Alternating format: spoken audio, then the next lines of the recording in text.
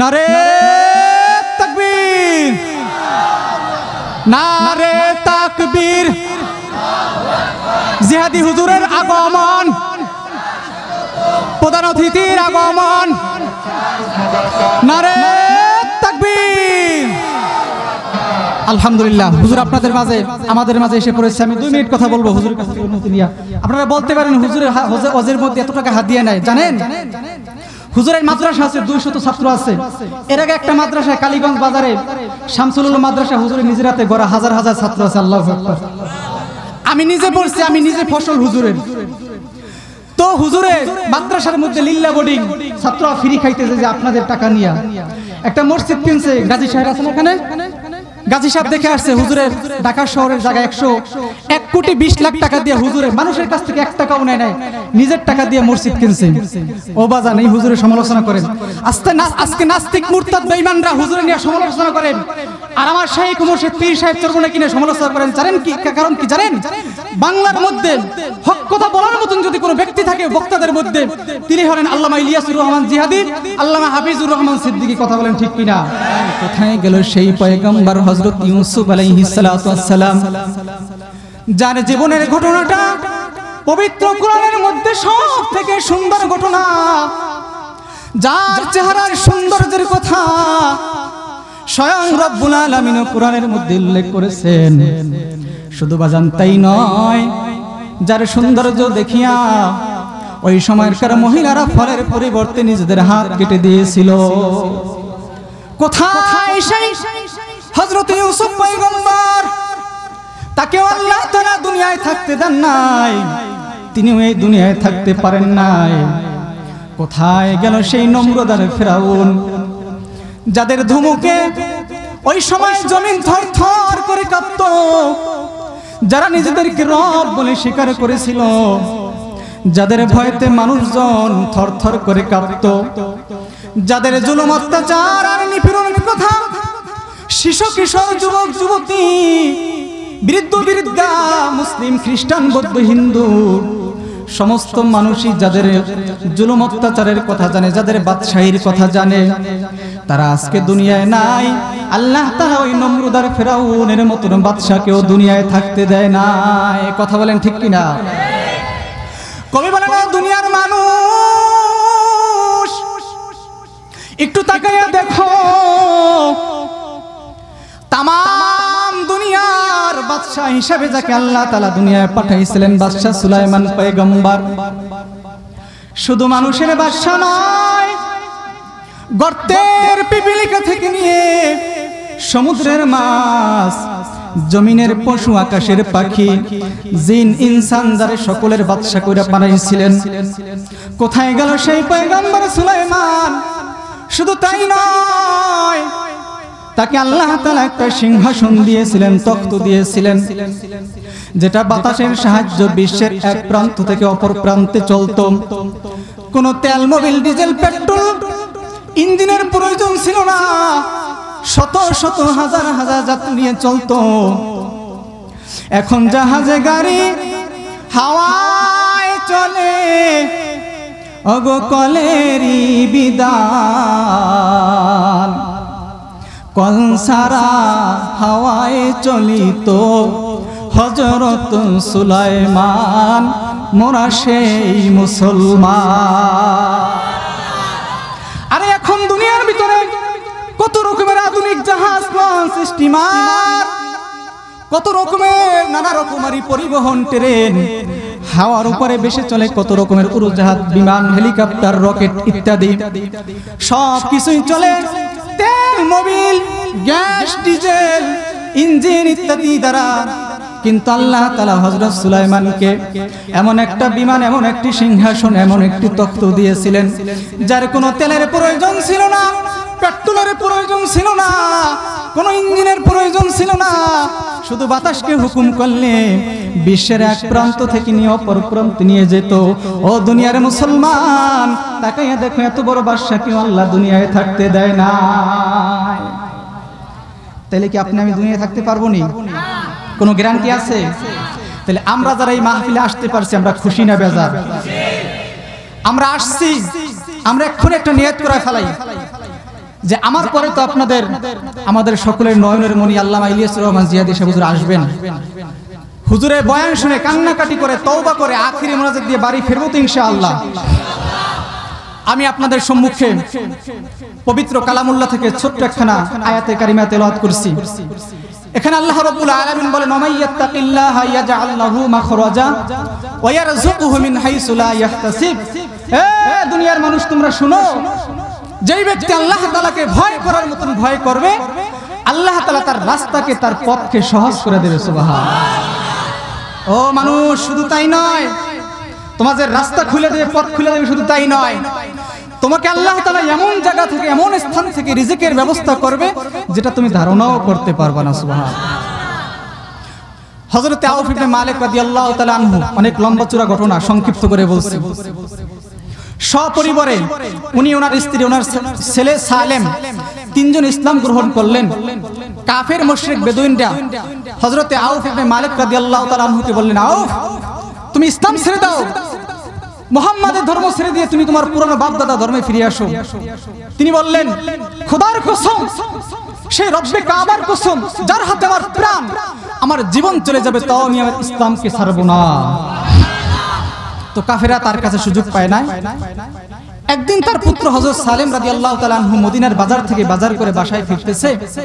তো কাফেররা ঘোড়ায় চেপে সালেমকে চারপাশ দিয়ে ঘেরাও করে বলে, সালেম বাতিজা, তোমার বাবাকে তো বললাম ইসলাম ছাড়লো না, বাতিজা এখনো সময় আছে, তুমি ইসলাম ছেড়ে দাও। বলে, শোন কাফের মুশরিক বেদুইনের দল, আমার পিতা বুঝে শুনে ইসলাম ধর্ম গ্রহণ করছে, আর আমি সালেমে বুঝে শুনে ইসলাম ধর্ম গ্রহণ করেছি, আমিও এই ইসলাম ধর্ম কখনোই ছাড়তে পারবো না। জোরে কোন আল্লাহু আকবার। তো কাফেররা হযরত সালেম রাদিয়াল্লাহু তাআলা আনহুকে থাবা দিয়ে ঘোড়ার পিঠে চেপে নিয়ে গেল এক মরুভূমির ভিতরে, একটা জঙ্গল, একটা পাহাড়ের ভিতরে, যেখানে সাধারণত কোনো মানুষ চলাফেরা করে না। ওখানে নিয়ে বন্দী করে কাফেররা চারপাশ দিয়ে ঘেরাও করে রাখলো। এদিকে বিকাল ঘুরিয়ে সন্ধ্যা চলে আসলো। আউফ ইবনে মালিক রাদিয়াল্লাহু তাআলা আনহু চিন্তা করতেছেন, ব্যাপার কি, নতুন ইসলাম ধর্ম গ্রহণ করলাম, আমার ছেলেকে বাজারে পাঠাইলাম, আবার কাফেররা কোনো সমস্যা করলো কিনা। তিনি চিন্তায় পড়ে গেলেন। মদিনার বাজারে বের হয়ে মানুষকে জিজ্ঞাসা করে, ভাই আমার পুত্র সালেমকে দেখছো? অনেকে বলে, না ভাই দেখি নাই। তাদের মধ্য থেকে একজনই বলে, ভাই দেখলাম তো তোমার ছেলে সালেমকে কাফেররা ঘোড়ার পিঠে উঠাইয়া চক্ষু দুইটাকে একটা কাপড় দিয়ে বেঁধে কোথায় জানি নিয়ে গেছে, খুব দ্রুতগামী ঘোড়া ছিল, এই জন্য ধরতে পারি নাই। হযরত আউফ ইবনে মালিক রাদিয়াল্লাহু তাআলা আনহু আর বুঝতে বাকি হইল না, দৌড়াইয়া গেলেন আল্লাহর হাবিব সাল্লাল্লাহু আলাইহি ওয়াসাল্লামের দরবারে। জয় বলে, ইয়া রাসূলুল্লাহ, ইয়া হাবিবাল্লাহ, ইসলামের রশি গলায় লাগার কারণে আমার ছেলে সালেমকে কাফেররা অপহরণ করেছে। ইয়া রাসূলুল্লাহ, আমাদের একমাত্র সন্তান, ওকে ছাড়া আমরা বাঁচবো না। আল্লাহর হাবিব বলেন, আউফ ইবনে মালিক, তুমি কোনো চিন্তা করো না, যাও তুমি বাড়িতে যাও, বাড়িতে গিয়ে বেশি বেশি নফল নামাজ পড়ো, 5 ওয়াক্ত নামাজ তো পড়বাই, বেশি বেশি নফল নামাজ পড়বা, নফল রোজা রাখবা, তোমার স্ত্রীকে ওই আমলগুলা করতে বলবা, আর আল্লাহ তাআলার উপরে ভরসা রাখতে বলবা। আউফ ইবনে মালিক রাদিয়াল্লাহু তাআলা আনহু বাড়িতে আসলেন, নামাজ পড়তেছে, নফল নামাজ পড়তেছে, তাহাজ্জুদ পড়তেছে, নফল রোজা রাখতেছে, রবের কাছে কান্নাকাটি করতেছে। একদিন, 2 দিন, 3 দিন হয়ে গেল, সালেমের কোনো দেখা নাই। আউফ ইবনে মালিক রাদিয়াল্লাহু তাআলা আনহু 4th দিন আবার আল্লাহর হাবিবের দরবারে হাজির। ইয়া রাসূলুল্লাহ, ইয়া হাবিবাল্লাহ, আমার ছেলে সালেমকে কাফেররা কি জানি করতেছে, কত অত্যাচার আর জুলুম করতেছে জানি না। ওগো আল্লাহর হাবিব, সালেমের মা আমার স্ত্রী, ওগো আল্লাহর হাবিব 2 দিন পর্যন্ত অজ্ঞান হয়ে পড়ে রয়েছে, কোনো খাবার দাবার খায় না, আমি না বাঁচার মতন, আমাদের একমাত্র সন্তান এখনো বাড়ি ফিরে নাই। ওগো আল্লাহর হাবিব, আপনি একটু আরশে আযমে হাত উঠান। আল্লাহর হাবিব আরশের দিকে হাত উঠে বলে, মালিক, তুমি আউফ ইবনে মালিকের সন্তান সালেমকে ফিরিয়ে দাও। আল্লাহর হাবিব দোয়া করতে দেরি, আল্লাহ তাআলা কবুল করতে দেরি নয়। আল্লাহর হাবিব মুনাজাত শেষ করে মুস্কি হাসি দিয়ে বলে, আউফ ইবনে মালিক বাড়ি যাও, আজকে গভীর রাতে তোমার ছেলে সালেম তোমার বাড়ির দরজায় আসবে। সুবহানাল্লাহ কবেন না? সালেম রাদিয়াল্লাহু তাআলা আনহু বাড়িতে আসবে, এই খবর শুনে তার পিতা আউফ ইবনে মালিক হাসি মুখে দৌড়ে দৌড়ে বাড়ি গিয়ে স্ত্রীকে বলে, গো আমার স্ত্রী, আর কোনো চিন্তার কারণ নাই। এমন একজন ব্যক্তি দোয়া করছে, এমন একজন ব্যক্তি বলছে আজকে আমার সালেম আসবে, এটা সত্যের মধ্যে কোনো সন্দেহের অবকাশ নাই। যখন রাত্র হলো তো তারা অপেক্ষা করতেছে, এখন আসে না কা। তো অপেক্ষা করতে করতে তারা এক পর্যায়ে ঘুমিয়ে গেল। গভীর রজনীতে দরজার মধ্যে ঠক ঠক আওয়াজ, মা আমি তোমার সালেম গো মা, দরজা খুলো, বাড়িতে আসছি। সালেমের মা বাবা তাড়াতাড়ি দরজাটা খুলে বুকের মধ্যে জড়াইয়া কান্নাকাটি শুরু করলো। বাবা সালেম তুই কিভাবে আসলি? বাবা গো, কাফেররা আমার ঘোড়ার পিঠে চড়াইয়া একটা মরুভূমির ভিতরে একটা জঙ্গল আছে, জঙ্গলের ভিতরে ছোট একটা পাহাড়, ওটার ভিতরে নিয়ে আমারে আটকে রাখছে, ওরা চারপাশ দিয়ে আমাকে ঘেরাও করে রাখছে। আমাকে বলে সালেম বাতিজা, এখনো সময় আছে, ইসলাম ধর্ম ছাড়ো, আর নাইলে তুমি এখানেই পচে গেলে শেষ হবা, তোমার পিতা মাতা তোমার লাশটাও পাবে না। আমি তখন বললাম, কাফের মুশরিক বেদুনীরা রে, শুনে রাখ শুনে রাখ, আমি সালেমের মতন যদি 100 বার আমাকে হত্যা করা হয় আর 100 বারও জীবিত করা হয়, আমি 100 বার জীবিত হব, 100 বার শহীদ হব, তাও এই যে ইসলামের রশি গলায় লাগাইছি কখনোই ত্যাগ করব না। আমার বাবা, আমার পানির তৃষ্ণায় আর ক্ষুধার জ্বালায় ছটফট করতেছিলাম। আমি ওদের কাছে বললাম আমাকে একটু পানি দেওয়া যাবে নি? ওরা বলল তুমি যদি ইসলামকে ছাড়ো তাহলে পানি দেব, না হয় পানি দিব না। আমি বললাম লাগবো না তোদের পানি, তোদের পানির চাইতে তোরা যে শাস্তি দিবি তার কি শাস্তি, তার চাইতে আমার মাওলার শাস্তি বড়। আমি আমার আল্লাহরে ভয় করে তোদের কোনো পরোয়া করি না। ও আমার বাবারে, আমি তখন থেকে আমি জিকির শুরু করলাম। আমি আগে প্রতিদিন 3 বেলা খাওয়ার পরে যতটুকু সুস্থ থাকতাম, তার চাইতে আমি না খাইয়া এই 4 দিন পর্যন্ত মাওলা পাকের জিকির করে আমি তার চাইতে বেশি তরুতাজা। কি যে সুখ জড়িয়ে আছে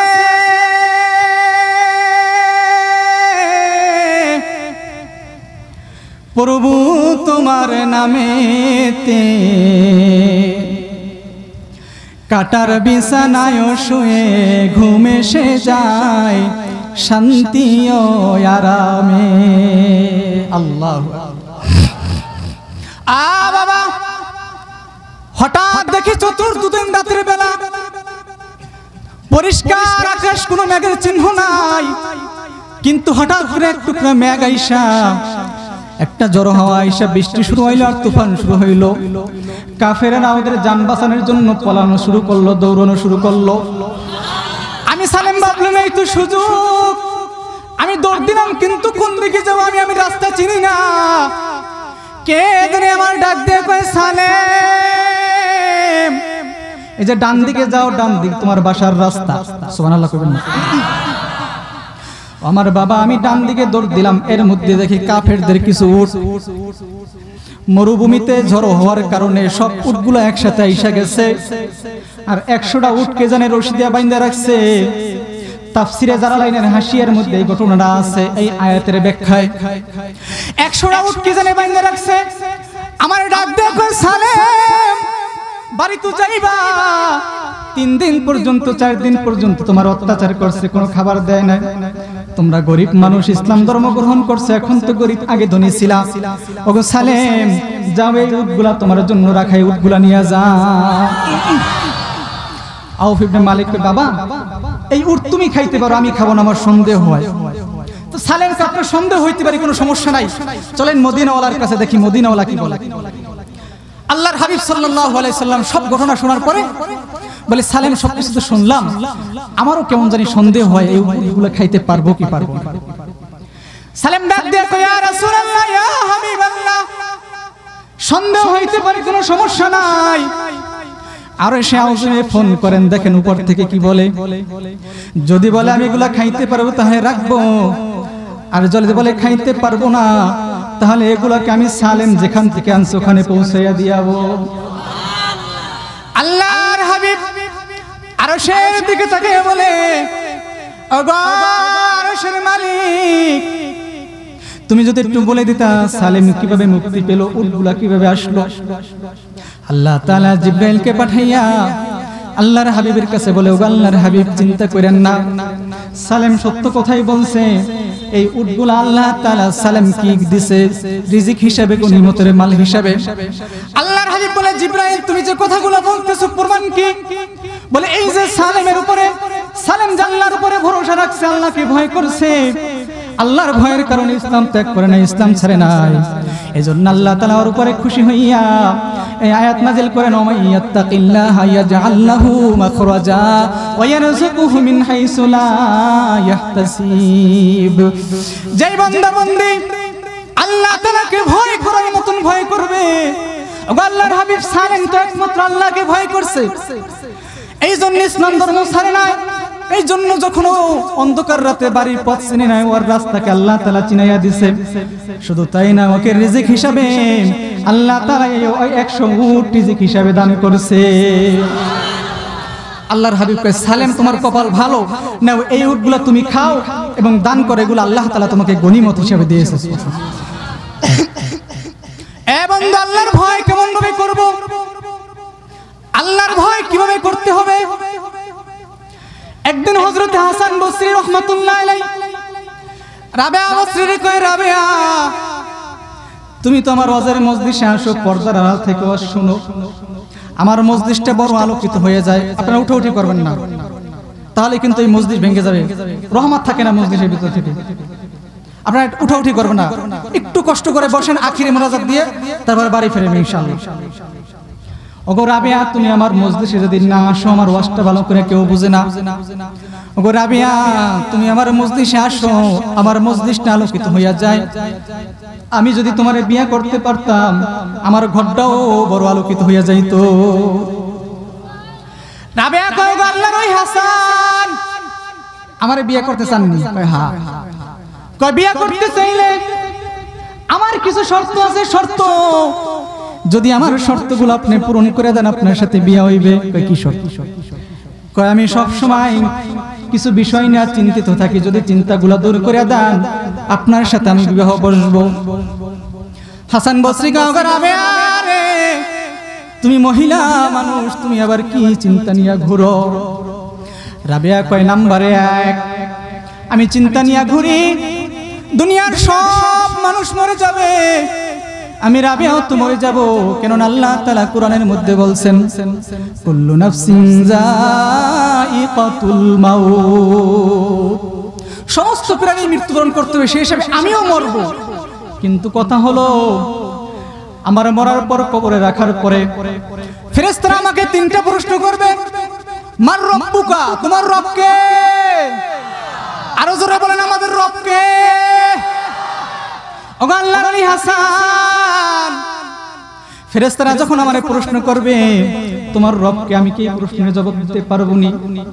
আমার সাথে কি আমার রবের সেই কালেকশন, সেই সম্পর্ক হইছে নি? আমি কি এই প্রশ্নের জবাব দিতে পারবো নি? এই হলো আমার 1 নম্বর প্রশ্ন।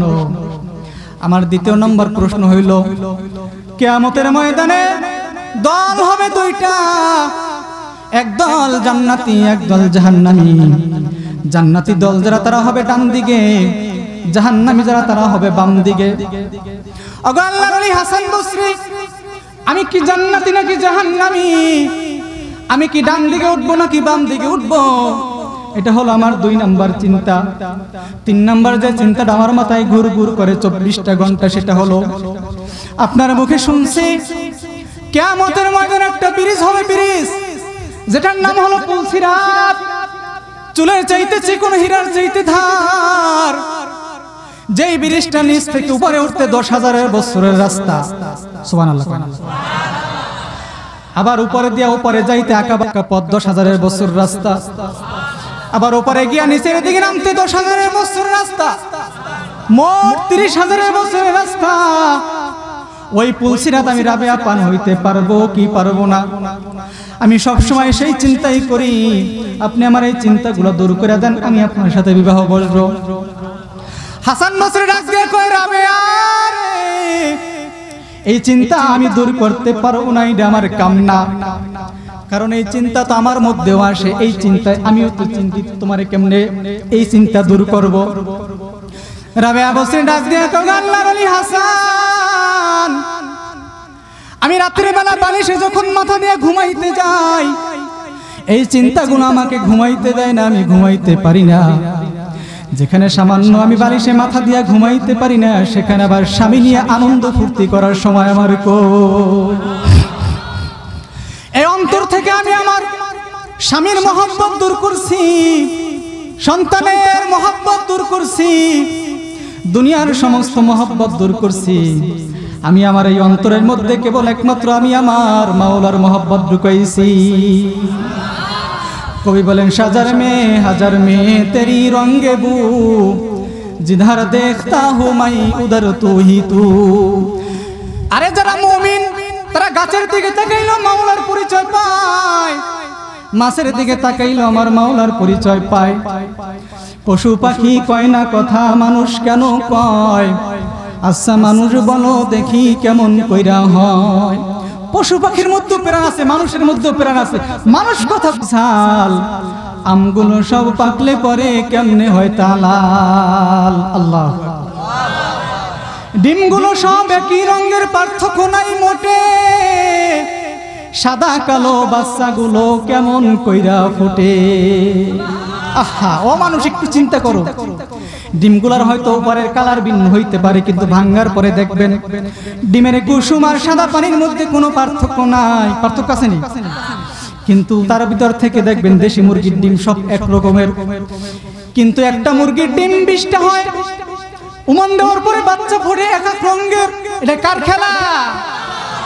ডিমগুলো সব একই রঙের, পার্থক্য নাই মোটে, সাদা কালো বাচ্চাগুলো কেমন কইরা ফোটে।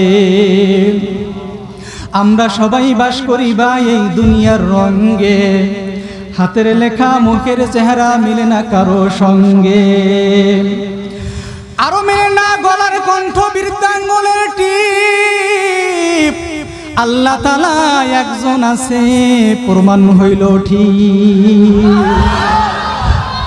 এর সাথে আমি আর একটু যুক্ত করছি, কে দিল রে মায়ের বুকে বুক ভরায় এত মায়া, কার দয়াতে গরমে পাই গাছের নিচে ছায়া।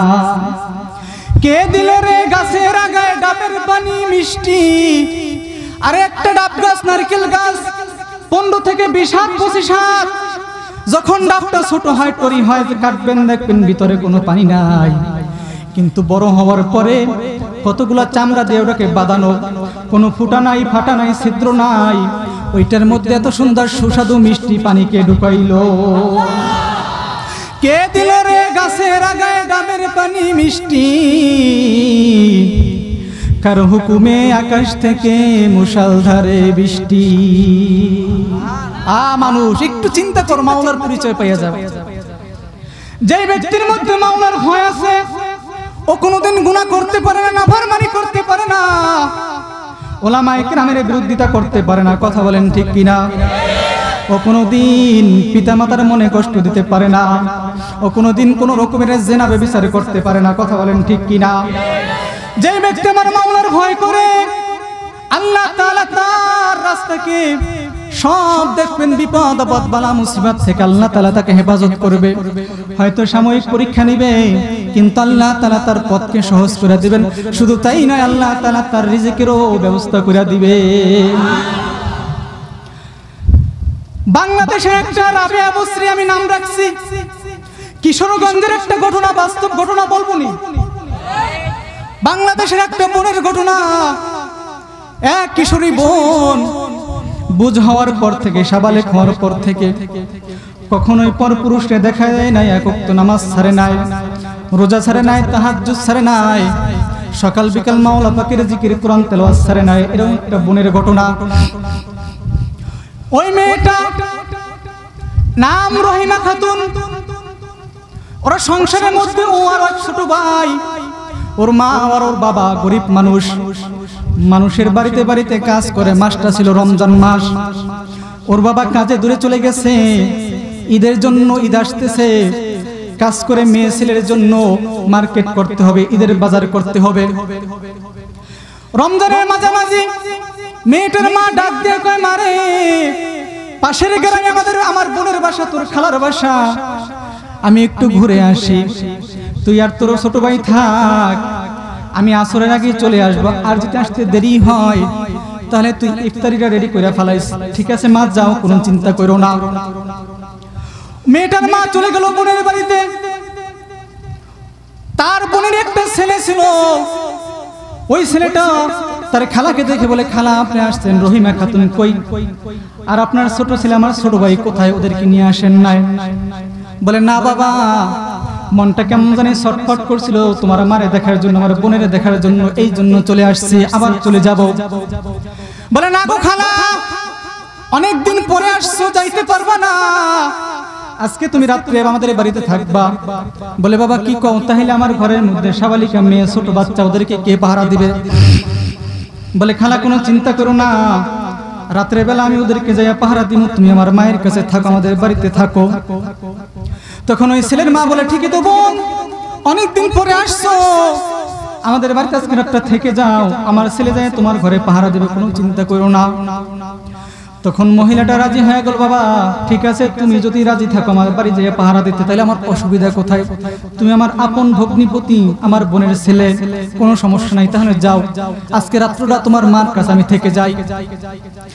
ছেলেটা যুবক, ভালো করে লক্ষ্য করো, ছেলেটা বখাটে ছেলে, দুষ্ট প্রকৃতির ছেলে, ওর মনের মধ্যে হারামি বুদ্ধি, কুবুদ্ধি।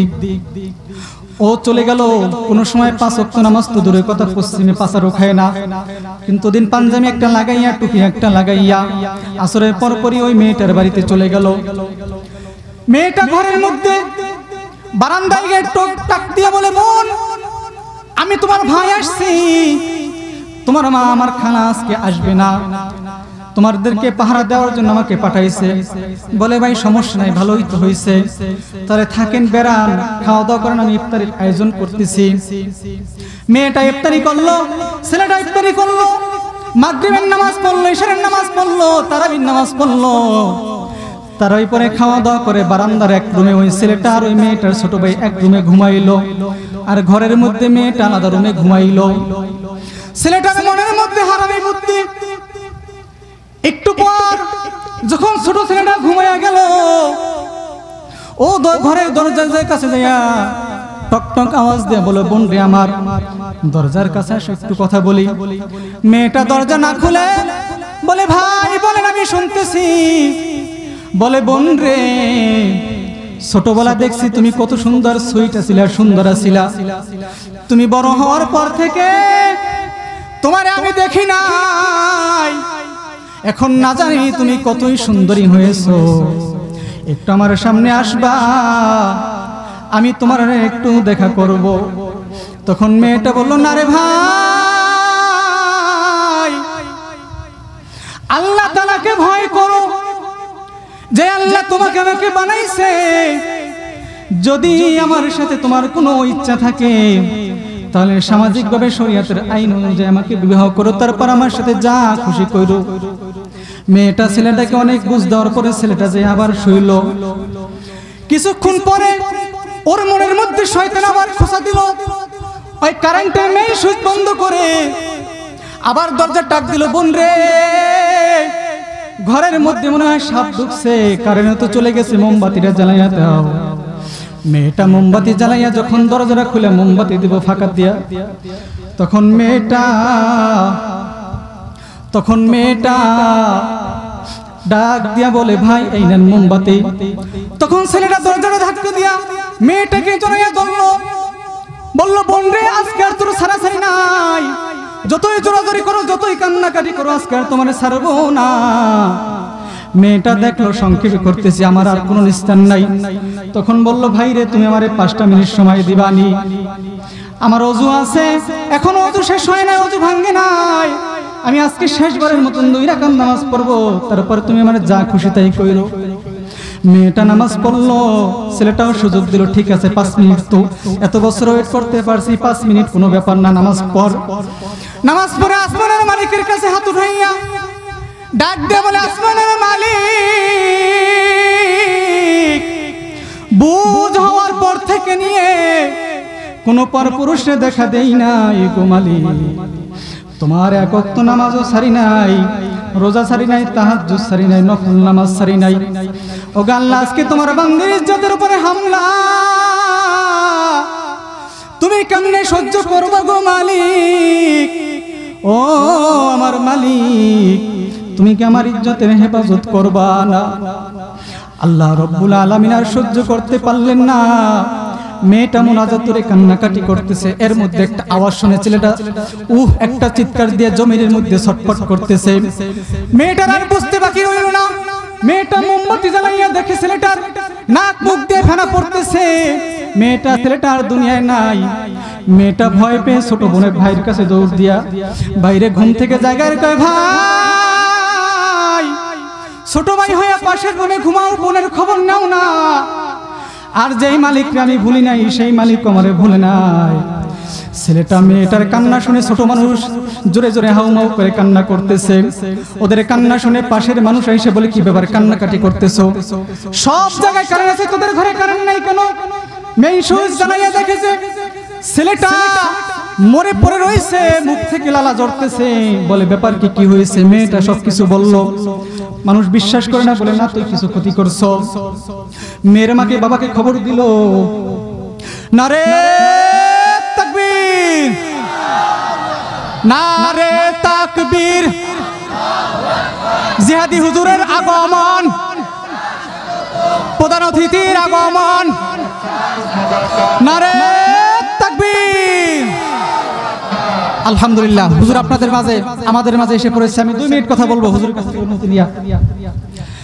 হুজুর এমন একজন মানুষ, ওই ঘটনা যেহেতু রয়েছে, আলহামদুলিল্লাহ অন্য সময় যদি সময় পাই ওটা শোনাবো ইনশাআল্লাহ। হুজুর এসে পড়ছে, আর আলোচনায় যাব না। হুজুর যেহেতু আসছে, আমি আল্লাহর কাছে দোয়া করি, যদি এরকম কোনো সিস্টেম থাকতো তাহলে আল্লাহকে বলতাম, আল্লাহ তুমি আমার একটা হুজুরকে দিয়ে দাও। আমি দোয়া করি আল্লাহ তাআলা হুজুরকে দীর্ঘ নেক হায়াত দান করে, সকল বললে আমিন। হাজারো পথ বলা বান্দা বান্দিরা যার বয়ান শুনে সঠিক পথে দিশা পাইছে, কথা বলেন ঠিক কিনা? বাতিল মুরতাদরা যার ভয়তে থরথর করে কাঁপে, কথা বলেন ঠিক কিনা? এই মানুষ এমন একজন মানুষ, আমি হুজুরের কাছে পড়ছি, শরহে বেকায়ে কিতাব পড়ছি হুজুরের কাছে।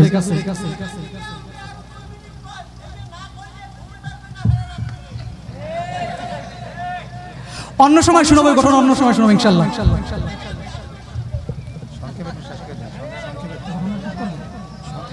হুজুর অনুমতি দিয়েছে, তাহলে ঘটনাটা শেষ করি। প্রিয় বন্ধুরা আমার, এলাকার লোকজন বিশ্বাস করলো না, বলল, এই ছেলেটা মনে হয় তোমার সাথে অপকর্ম করতে চাইছে, এই জন্য তুমি মনে হয় বিষ খাওয়াই বা কোনোভাবে হত্যা করছো। বাড়িতে পুলিশ এসে বলে গেছে মেয়েটাকে গ্রেফতার করবে। এর মধ্যে একজন পুলিশ বলে, দাঁড়ান, গ্রেফতার করার আগে ওকে চেক করে দেখে ওকে কিভাবে মার্ডার করা হইল। আল্লাহ তাআলার কি কুদরত, ওর বডির পোশাকাদি খোলা হইল। যখন বডির পোশাকাদি খোলা হইল, তখন দেখে রানের মধ্যে একটা সাপ পেঁচানো লজ্জাস্থানের মধ্যে দংশন করতেছে। আল্লাহ তাআলার কি কুদরত, আল্লাহ তাআলা বুঝছে যে মেয়েটার সন্দেহ করবে মানুষ, এজন্য আল্লাহ তাআলা বলছে, সাপ খবরদার তুই যাবি না যতক্ষণ পর্যন্ত মানুষ তোকে না দেখে। তো ওই সাপ এলাকার লোকজন বলছে, আমি একজনের কাছ থেকে ঘটনা শুনছি যাদের এলাকায় ঘটছে, বলে, হুজুর খোদার কসম ওই সাপ আমরা জীবনে দেখি নাই।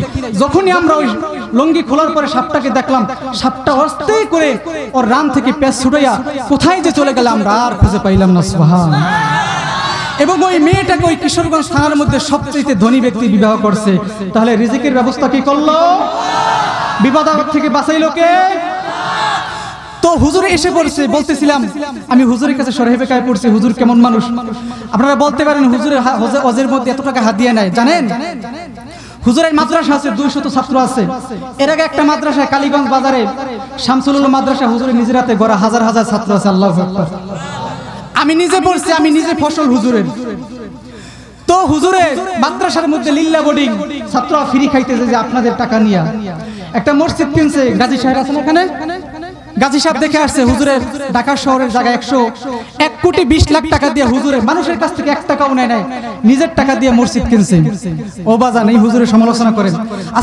আজকে নাস্তিক মুরতাদ বেঈমানরা হুজুরের নিয়ে সমালোচনা করেন, আর আমার শাইখ মুর্শিদ পীর সাহেব চরমনে কিনে সমালোচনা করেন। জানেন কি কারণ কি জানেন? বাংলার মধ্যে হক কথা বলার মতন যদি কোনো ব্যক্তি থাকে বক্তাদের মধ্যে, তিনি হলেন আল্লামা ইলিয়াসুর রহমান জিহাদি, আল্লামা হাফিজুর রহমান সিদ্দিকী। কথা বলেন ঠিক কিনা? এই 71 টিভি নাস্তিক মুরতাদরা দেখবেন পেটার পিঠ বাড়ি করে ওই নাস্তিক শয়তান মহিলা দুটো বসে আর ইসলাম নিয়ে কথা বলে, আর বলে হুজুরেরা নাকি ওয়াজের মধ্যে বলে যে তোমরা দর্শন করো। আপনারা হুজুরের ওয়াজ শুনছেন ইউটিউবের মধ্যে বা সরাসরি শুনছেন কোনোদিন হুজুরে বলছে তোমরা দর্শন করো? নাকি দর্শনের বিরুদ্ধে কথা বলছে? আর এই নাস্তিক পেট পিঠ ভারী করে 71 শয়তান নাস্তিক মুরতাদরা বলে হুজুরেরা নাকি এই ওয়াজের মধ্যে বলে দর্শন করো। মুসলমান এখনো সময় আছে, এখনো ফিরে আসো। দলমত সব বাদ দিয়ে আওয়ামী লীগ বুঝি না, বিএনপি বুঝি না, জাতীয় পার্টি বুঝি না, চরমনাই বুঝি না, আমরা মুসলমান সব এক হয়ে পীর সাহেব চরমনাই ডাকে, আল্লামা ইলিয়াসুর রহমান জিহাদি সুবিধার ডাকে, তারা যদি আমাদেরকে ডাক দেয়, আমরা আওয়ামী লীগ বুঝি না, বিএনপি বুঝি না, আমরা ইসলামের জন্য, কোরআনের জন্য আমরা এক হয়ে ময়দানে দাঁড়িয়ে পড়ব তো ইনশাআল্লাহ।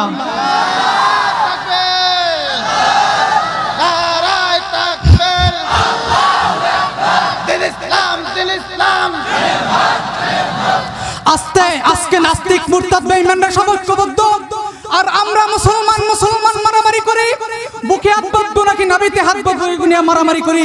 অথচ মুসলমানের জমানো দেশের ভিতরে নাস্তিকরা আইন পাশ করেন, কোরআনের বিরুদ্ধে কথা বলেন, ওয়াজের বিরুদ্ধে কথা বলেন, ওলামায়ে ইকরামের বিরুদ্ধে কথা বলেন, পীর সাহেবের বিরুদ্ধে কথা বলে, আল্লামা হুজুর জিহাদি হুজুরের বিরুদ্ধে কথা বলে। এ মুসলমান, এখনো সময় আছে। এই দেশ স্বাধীন হয়েছিল, আবার একটা ডাক আসতে পারে, সেটা হলো কোরআন রক্ষার আন্দোলন, ইসলামকে টিকিয়ে রাখার আন্দোলন। সেই আন্দোলনের আমির হবেন পীর সাহেব চরমনাই, সেই আন্দোলনের আমির হবে আল্লামা মামুনুল হক, সেই আন্দোলনের আমির হবে আল্লামা মুফতি ইলিয়াসুর রহমান জিহাদি। যদি আমাদেরকে ডাক দেয়, আমরা প্রয়োজনে আমাদের রক্ত দিব, জীবন দিব, তো আল্লাহর জমিনে আল্লাহর দিনকে কায়েম করে ছাড়বো। কথা বলেন ঠিক কিনা? আল্লাহ তাআলা আমাদের